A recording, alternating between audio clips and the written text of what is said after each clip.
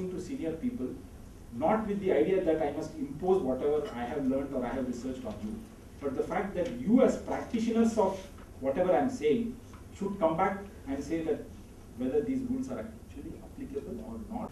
How many companies have made public their environmental and social goals and also have reported that progress against these goals?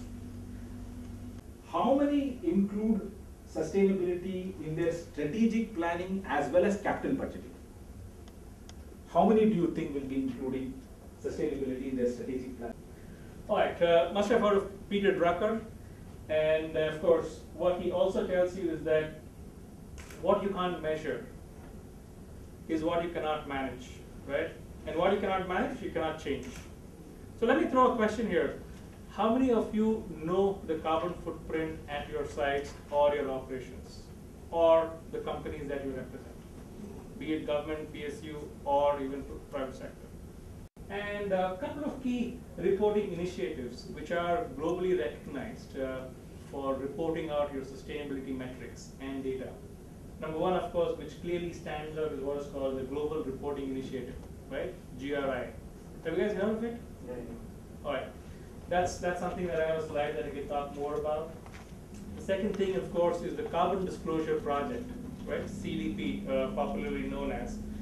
And lastly, of course, not very popular in India, but of course across the world, is United Nations Global Compact program. So these are the key three reporting initiatives that companies are more well versed with and are already doing it. But like I think was pointed out in the earlier presentations as well, how many of them clearly relate to your business objectives and strategy, right? So the impact of things that you do or don't do can be much larger than what we actually see. Who would have, I don't think Vedanta even dreamt that it could reach this, right? They're a huge multinational, they have so much money. They can do anything they want, is what probably they thought. Maybe they can buy all the right people, I don't know.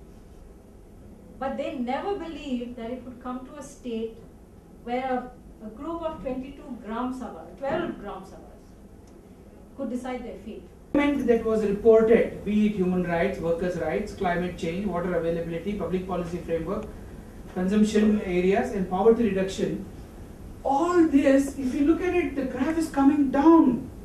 So what have these reports done? The performance of those organizations, 711 organizations, in these areas have come down. So what does that mean? That means that the foundation itself is wrong. Oldest historically recorded gold mine.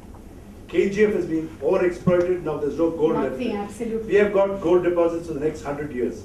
We are very selectively, conscientiously exploiting the gold ore. And there are places we have mapped where there is a rich gold bearing ores, where they're not very rich. So we judiciously mix, according to the market conditions. Yes, yeah. And in all these 67 years, it is now we are going into the fourth shaft. If it is some other company, they have driven shafts all over the place. Plunged. And not only that, we have 4,000 employees on our roads. We got a 200-bed hospital. They get free power, they get free water, free electricity, free residential quarters. They get free rations. Free medical, and refer to the best top corporate hospitals in Bangalore. We have a 200-bed hospital. Bangalore. The last pay hike that was given to our officers and staff was 25%. Brilliant. Across the board, we were the highest. Guiding us on the sustainability reporting. ಅದು ಬಿಟ್ಟು ಒಟ್ಟಾರೆ 2 ದಿನ ಭಾಳ useful ಅಂತ ಅನಿಸ್ತಿದೆ. So now with this meeting we understand that we have to interact more with the backward integration, that is the partners we have to take that more, we have to be so we now know the inclusive concept. From KSIC, Mr. Bhakti Hadar.